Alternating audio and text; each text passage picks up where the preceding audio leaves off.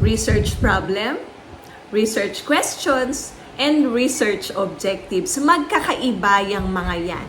Now, to know their characteristics and distinct differences, keep watching this video. Hi ka-schoolers! Hello ka-researchers! Welcome back to our channel, Ana PH. Yes, magkakaiba po ang research questions, research problem, at research objective. So sa series ng videos natin, we will get to know yung differences nila sa isa't isa. But for today's content, we will focus po sa research problem. Ano ba itong part na ito ng research paper? Paano ba siya sinusulat at binubuo? So our main reference is educational research, planning, conducting, and evaluating quantitative and qualitative research, 4th edition by Creswell in 2002. Now, the first question is, what is a research problem? According to Creswell, research problems are the issues, controversies, or concerns that guide the need for conducting a study. Now, the second thing that we should know are the factors that can guide us in order to determine if the research problem is better suited for a quantitative study.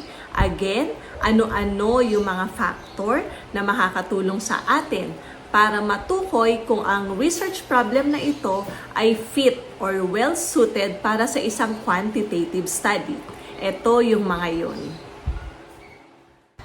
Explanation and exploration are two important words here.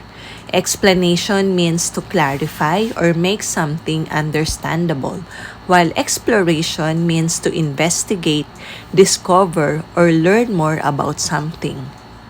Therefore, these two factors, explanation and exploration, can serve as guide to determine whether our research problem is better suited for either a quantitative or qualitative study.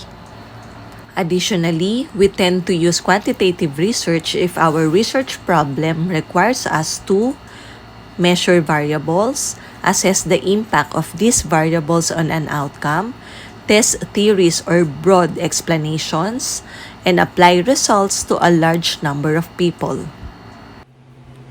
Kapag naman qualitative ang study mo, itong mga ito ang requirement ng research problem mo.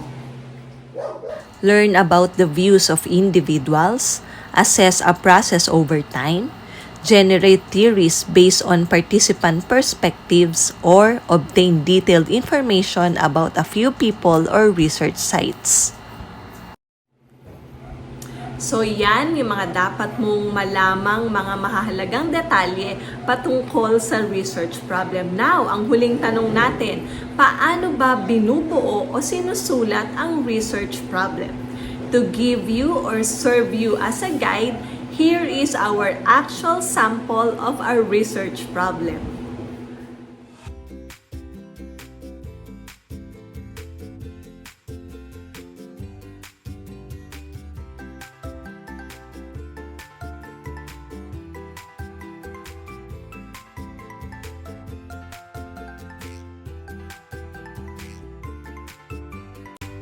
Also, as according to Creswell, this part of the research paper should include the following elements. 1. The topic. 2. The research problem. 3. A justification of the importance of the problem as found in the past research and in practice. 4. The deficiencies in our existing knowledge about the problem. And number 5. The audiences that will benefit from a study of the problem. Here is another research problem in a qualitative study by Brown in 1998.